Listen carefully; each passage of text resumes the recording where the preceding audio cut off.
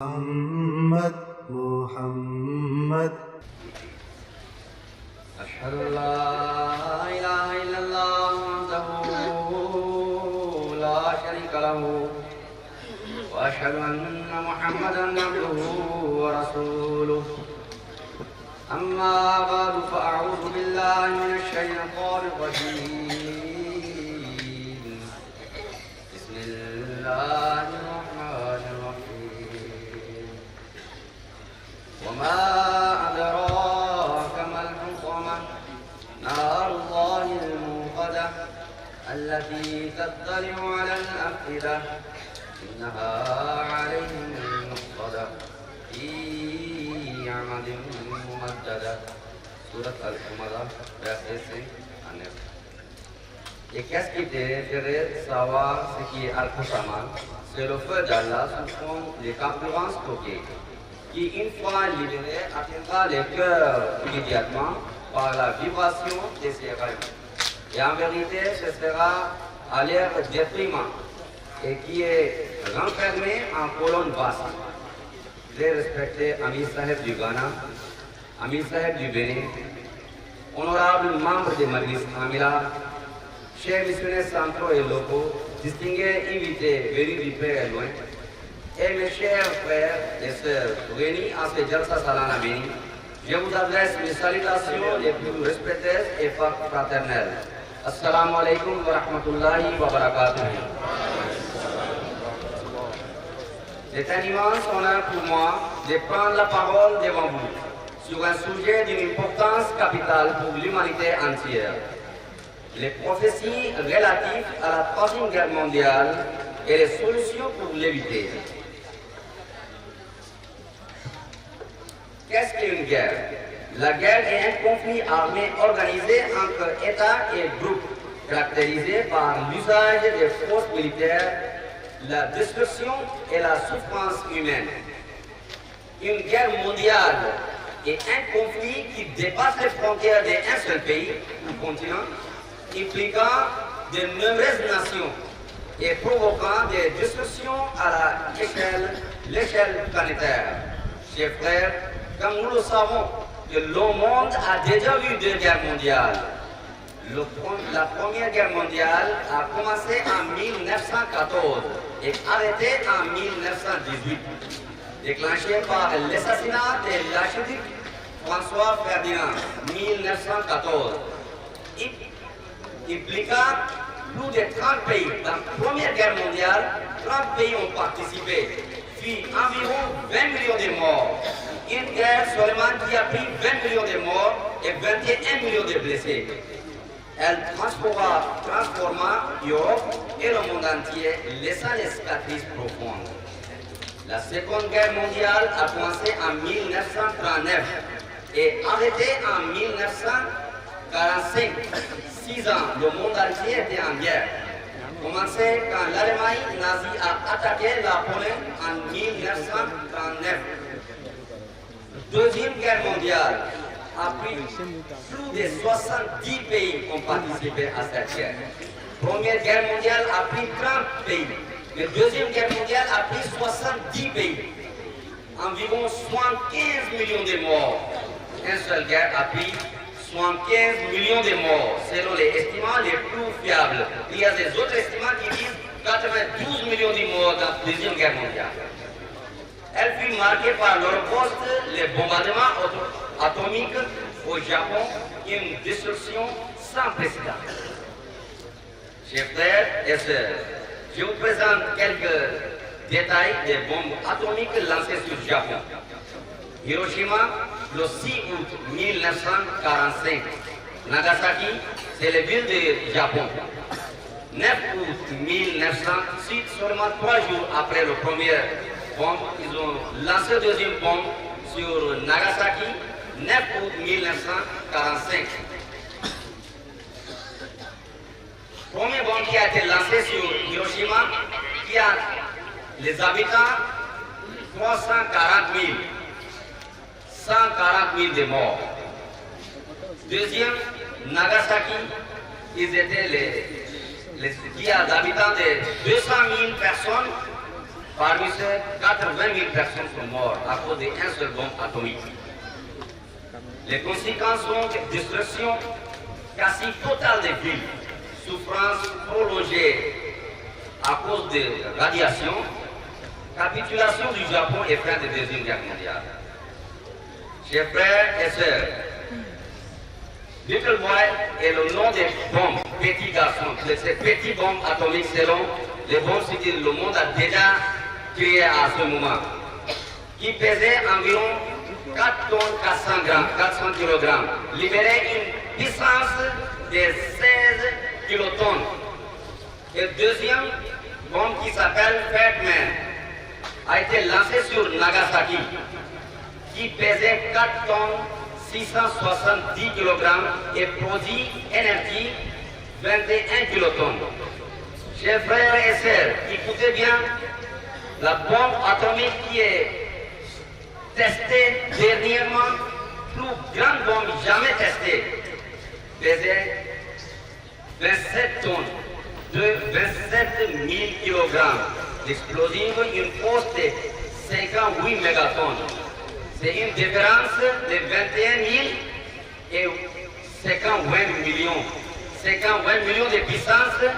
Et la première bombe qui est lancée sur Hiroshima, c'est 21 000 de puissance, 21 000 kilotonnes de puissance. Les bombes atomiques qui ont été lancées sur Hiroshima et Nagasaki étaient lourdes. Mais la Tsa Bomba, qui est beaucoup plus massive et milliers de fois plus puissante. Chers frères et sœurs, lorsqu'un messager de Dieu Tout-Puissant vient au monde, les personnes bienveillantes l'accueillent et sont récompensées. Quant à celles qui, par malheur, lui répondent avec moquerie, elles subissent la colère de Dieu Tout-Puissant. Selon les recherches, le nombre total d'armes nucléaires dans le monde est environ 12 512. Les bombes atomiques ou bien bombes nucléaires qui se trouvent sur la Terre aujourd'hui, selon les recherches, c'est 12 512, dont 9 776 sont prêts à utiliser. Russie, 4 300, les États-Unis, 3 700, ci-dessous Chine, France, Royaume-Uni, l'Inde, Pakistan, Israël, Corée du Nord. Ce sont des pays, 9 pays qui possèdent aujourd'hui les armes nucléaires. Une seule bombe nucléaire moderne peut tuer des centaines de milliers de personnes immédiatement dans une grande ville. Les effets incluent souffle destructeur, rasant les infrastructures, radiation provoquant cancer et maladies génétiques, givet nucléaire, chute des températures mondiales, famine planétaire. Les experts estiment qu'un conflit nucléaire majeur pourrait causer des centaines de millions de morts et rendre la planète inhabitable pour des générations. Les bombardements d'Hiroshima et Nagasaki furent une tragédie sans précédent. Aujourd'hui, avec les plus de 12 500 armes nucléaires réparties dans 9 pays, l'humanité vit sur une menace permanente. La seule solution, la seule véritable solution est la promotion de la paix universelle, afin que jamais une telle catastrophe ne se produise. Les 2 guerres mondiales ont montré la folie humaine. La troisième sera pire. Sa sainteté, Hazrat Mirza Masroor Ahmad Sahib, Ayyadahullah Ta'ala Gnesel Aziz, partage ses réflexions sur l'état du monde, un troisième conflit mondial et les retombées d'une guerre nucléaire. Sa sainteté, Ayyadahullah Ta'ala Gnesel Aziz, a visité la ville de Hiroshima au Japon. Aujourd'hui, à Hiroshima, il y avait de nombreuses statues et images qui montrent, par exemple, une personne assise quelque part et qui est figée dans cette position après l'impact de la bombe atomique. Certaines ont été étourdies et sont morts dans cette position. la chair de leur corps fondant et se détachant. Certains bâtiments qui ont résisté à l'explosion, comme celui avec son dôme et ses barres de fer, ont été conservés. Parfois, les gens sont figés dans leur position après l'explosion, mais ne sont pas morts immédiatement. C'est-à-dire, si une bombe atomique est lancée, les gens seront figés, ils vont devenir statues en même temps, ils sont devenus comme les images en même temps, même ils ne sont pas morts. Les principales causes de guerre incluent la lutte pour le pouvoir et les territoires. Deuxième, les rivalités économiques et politiques. Les idéologies et religions mal comprises. L'accord militaire et la peur de l'autre. Chers frères, le deuxième calife, Hazrat Mirza Bashiruddin Mahmoud al-Masahib radhiyallahu ta'ala anhu, mentionne une guerre entre Arabes dans son Tafsir Kabir, volume 10, qui durera un siècle. Et les raisons, parfois nous voyons raisons derrière le commencement des guerres. Je vous ai dit qu'il y a un incident qui s'est passé. Une chienne mise bas dans le champ d'un arabe. Elle a accouché dans le champ d'un arabe. Une chienne. Un chameau entra dans le champ et il a piétiné le petit chiot qui est mort sous ses sables. Le cultivateur qui est le propriétaire du terrain, pensant que la chienne était réfugiée dans son champ et que son petit était mort, décida de se venger et il a tué le chameau. Or, le propriétaire du chameau était l'invité d'un autre arabe. Ce dernier dit, puisque le chameau de mon invité a été tué, je dois le défendre, je dois le venger. Il a tué donc l'arabe, qui est le propriétaire du champ, qui a tué le chameau. Les proches de la victime se réunissent pour défendre ou bien venger leurs frères, et ceux-là, l'assassin décidèrent de se joindre à eux. Une guerre éclata alors entre eux, à laquelle d'autres tribus se joindrent peu à peu. Et ce conflit continua à travers un Arabie pendant 100 ans, un siècle, à cause d'un petit chien qui était tué par un animal. Un animal est tué par l'autre animal et l'homme a montré qu'il est le plus grand animal. Ils ont commencé par tuer ses frères pendant 100 ans. Ils ont vidé même les villes, les maisons, et ils ont tué environ plus d'un siècle qu'ils ont continué comme ça. Les prophéties relatives à la Troisième Guerre mondiale. La première prophétie, que je voudrais vous présenter, ça se trouve dans le Saint-Coran, Surat Al-Humadah.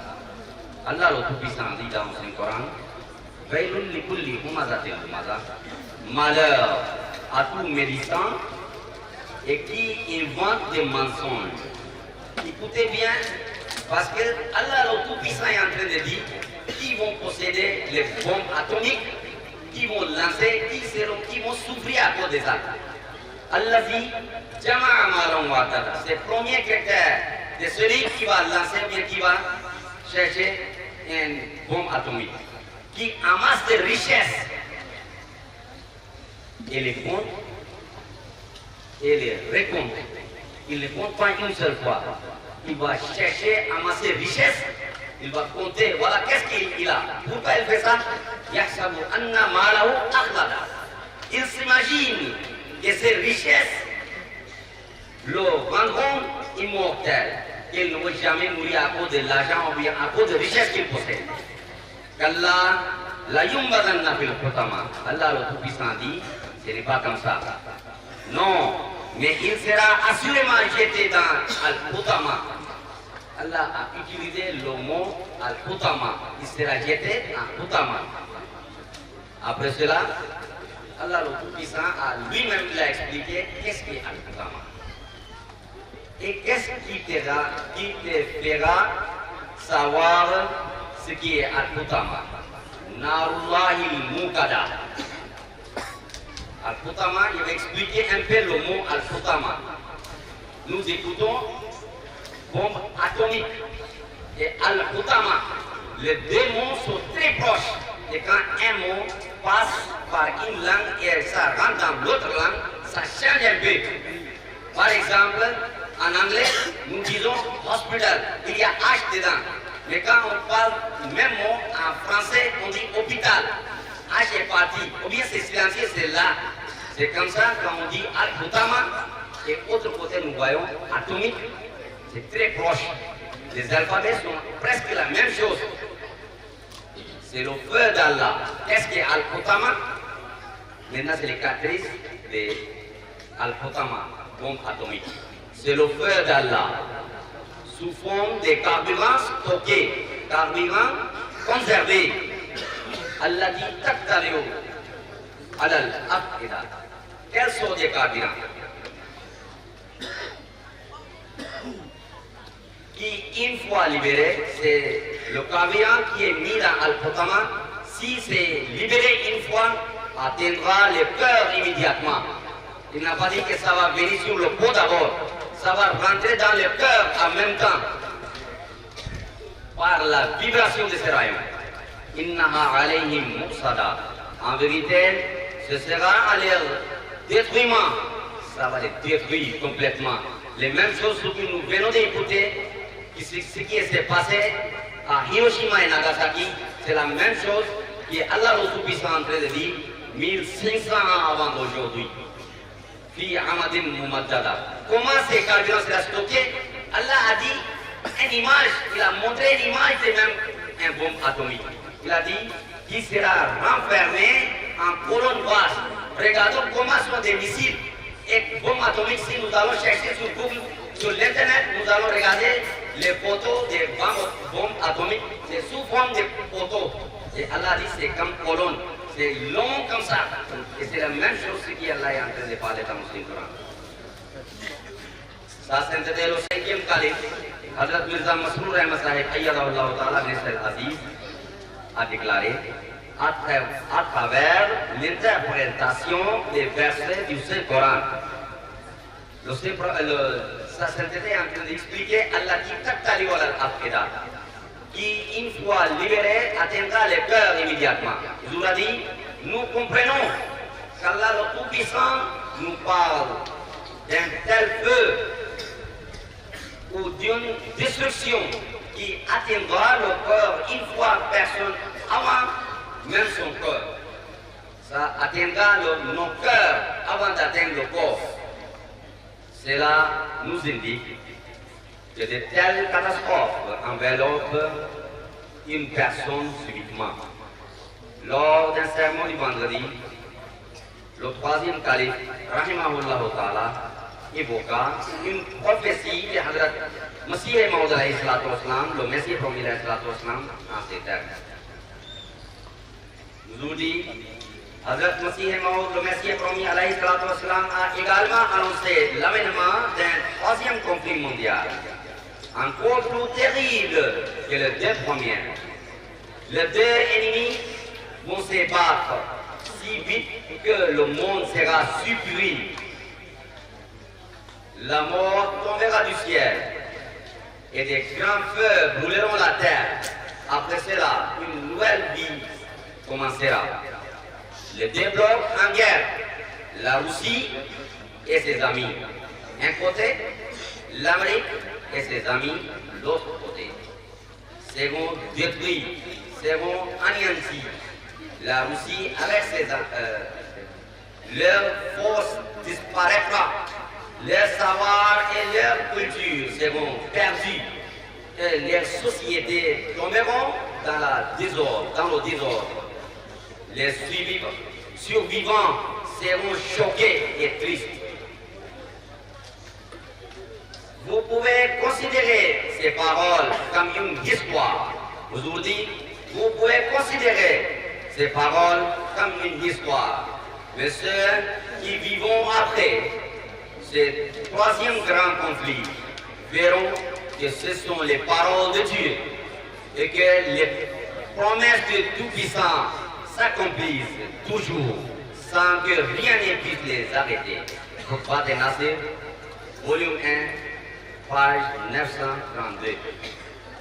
À ce sujet, sa sainteté, le deuxième calife Hazrat Mirza Bashiruddin Mahmoud Ahmad Sahib radiyallahu ta'ala anhu a écrit dans son commentaire d'un verset du Saint-Coran, de Surat Al-Kahf, que toutes ces prophéties s'accompliront le jour où les grandes puissances se soulèveront pour la guerre et où l'on verra la terre entière, c'est-à-dire tous les habitants s'affronter dans un conflit si violent qu'il semblera qu'il n'en restera aucun.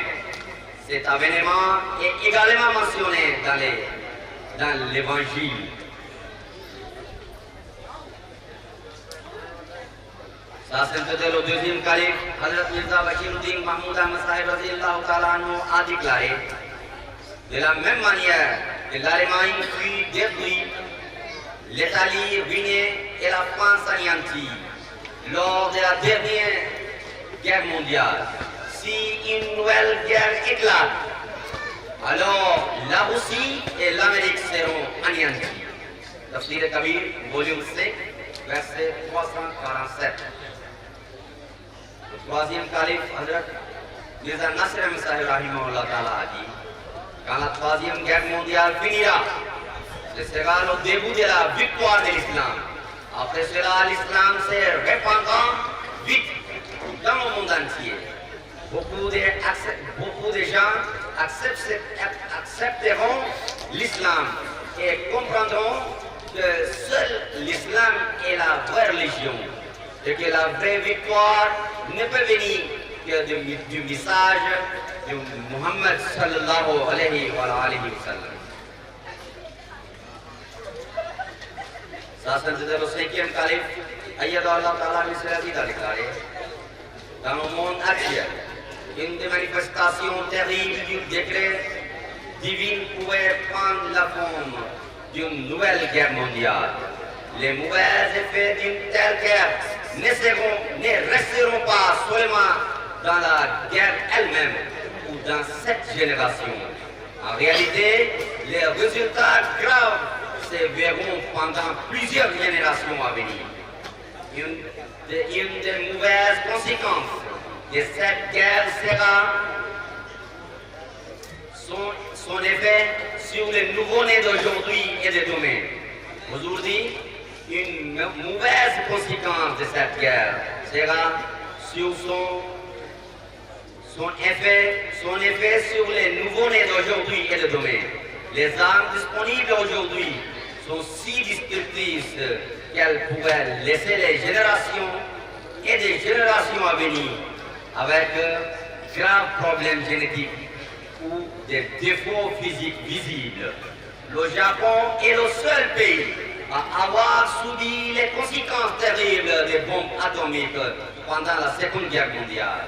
Encore aujourd'hui, lorsqu'on visite le Japon, ou l'on discute avec la population japonaise, on remarque que la peur et la haine d'une guerre dans leurs discours et dans leurs yeux.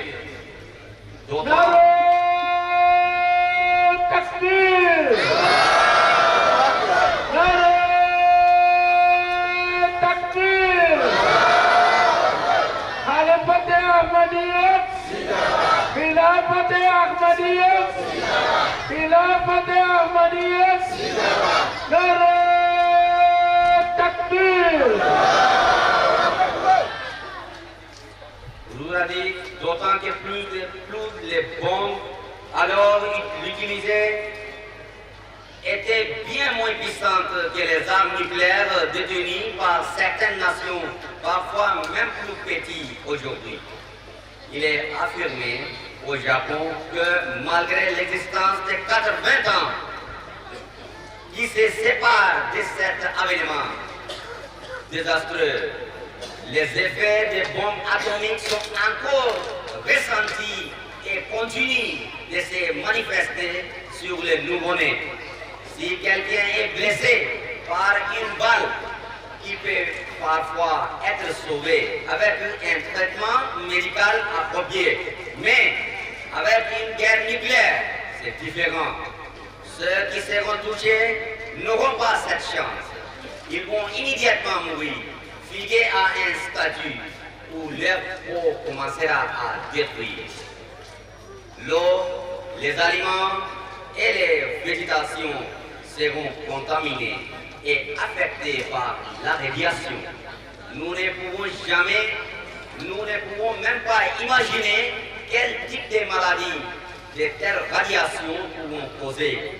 Même les régions du monde qui ne seront pas directement frappées, mais seulement exposées, laisseront des traces derrière elles, des générations exposées à la contamination et des maladies graves.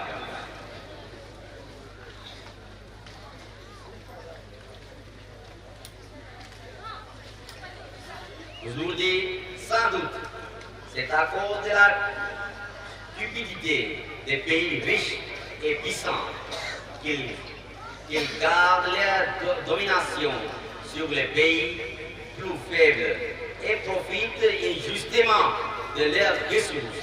Malheureusement, cette soif de pouvoir et de richesse, que ce soit en Russie, dans le monde occidental ou chez d'autres grandes puissances, a mis l'humanité sur une dangereuse qui menace la paix mondiale. Solution, comment éviter la guerre mondiale? Sa sainteté Ayatollah Ta'ala a dit, nous, membres de la communauté musulmane Ahmadiyya, essayons corps et âme de sauver le monde et l'humanité de la destruction. C'est parce que en cette ère, nous avons accepté l'imam Mahdi de notre temps, l'imam de notre temps, qui a été envoyé par Allah et en tant que Messie promis pour servir la cause du Muhammad sallallahu alayhi wa sallam, paix soit sur lui, qui lui-même avait été envoyé pour la miséricorde de l'ensemble de l'humanité. En effet, c'est parce que nous suivons les enseignements du Saint-Coran et du Saint-Prophète Muhammad sallallahu alayhi wa sallam que nous ressentons une immense peine et une insoutenable angoisse dans nos cœurs pour les nations du monde entier. C'est cette peine qui conduit nos efforts à essayer d'aider l'humanité contre la souffrance et la destruction.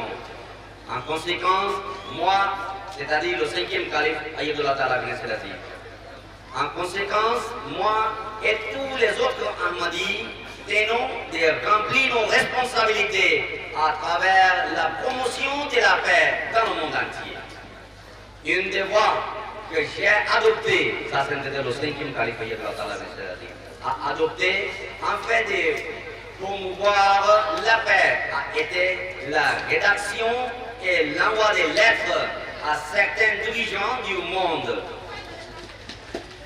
Aujourd'hui, quoi qu'il en soit, pour l'extrémisme, il faut que ça soit clair partout et toujours. Quand des gens veulent justifier leurs crimes ou leur injustice haineuse au nom de l'islam, ils doivent être condamnés. Il faut aussi que ce soit clair. Ces actes n'ont aucun lien avec les vrais enseignements pacifiques de l'islam. Soyons extrêmement clairs que dans la réalité, de tels actes de cruauté sont complètement contraires aux enseignements réels de l'islam. Le Saint-Coran ne permet, quelle qu'en soit la conséquence, ni extrémisme, ni terrorisme. À cette époque, selon nos croyances, Dieu le Tout-Puissant a envoyé le fondateur de la Jamaat islamique Ahmadiyya, Hazrat Mirza Ghulam Ahmadi Qadian, paix soit sur lui, en tant que Messie promis et Imam Mahdi, en soumission totale au Saint-Prophète Muhammad sallallahu alayhi wa sallam. le Messie premier a été envoyé afin de propager les enseignements réels et exacts de l'islam et du Saint-Coran. Il a été envoyé afin d'établir un lien entre l'homme et Dieu Tout-Puissant. Il a été envoyé d'identifier et de faire reconnaître les droits dus pour un homme assez semblable. غلام احمدیت حضرت مرزا غلام احمد کی محمد رسول اللہ جماعت اسلامی احمدیت جماعت اسلامی احمدیت نعرہ تکبیر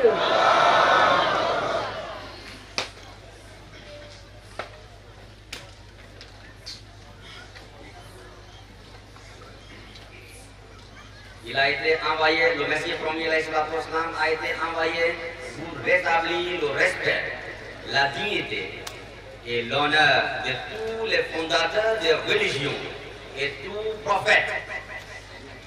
Il a été envoyé pour attirer l'attention vers la réalisation des valeurs morales et plus hautes normes. Et a établi la paix, l'amour, la compassion et la fraternité à travers le monde. Si vous vous rendez dans n'importe quelle partie du monde, vous trouverez ces qualités intégrées dans tous les vrais musulmans ahmadis. Nous n'avons pour exemple ni des terroristes, ni des extrémistes, ni les cruels dictateurs musulmans, ni les puissances occidentales. L'exemple que nous suivons est celui des fondateurs de l'islam, le saint prophète Muhammad sallallahu alayhi wa sallam. Et les instructions nous servant des guides sont contenues dans le Saint-Coran.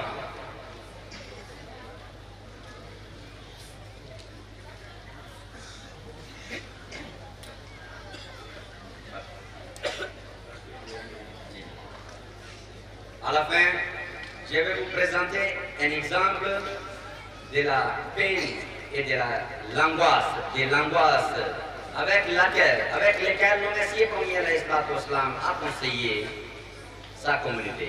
Il a dit, je prie et je vais prier jusqu'à mon dernier souffle. Je continuerai à prier et ma prière est que Dieu purifie le cœur de ma communauté. Il leur montre sa miséricorde et les attire vers lui. Qu'il enlève tous les méchancetés et les ressentiments de leur cœur et qu'il leur accorde un amour sincère mutuel. Pendant ces jours, tout le monde doit accorder une grande attention à cette question importante. Que ce soit les hommes et les femmes, assis dans le chapiteau pour écouter le discours, ou les hommes ou les femmes en service à différents endroits, où les lajnas, les nasrats, les étoiles, tout le monde doit garder cela à l'esprit. Si nous accordons pas à l'adoration et au service d'Allah, au souvenir d'Allah, l'importance qu'il mérite, nous ne pourrons ni établir un lien sincère avec le représentant d'Allah sur la terre, ni gagner la satisfaction d'Allah. Comme le Messie premier a dit, vous serez considérés comme faisant partie de ma communauté au ciel lorsque vous marcherez sincèrement sur le chemin de la taqwa. Qu'Allah nous protège, qu'Allah protège l'humanité, qu'il donne aux dirigeants la sagesse et qu'il nous permette de vivre dans un monde de paix.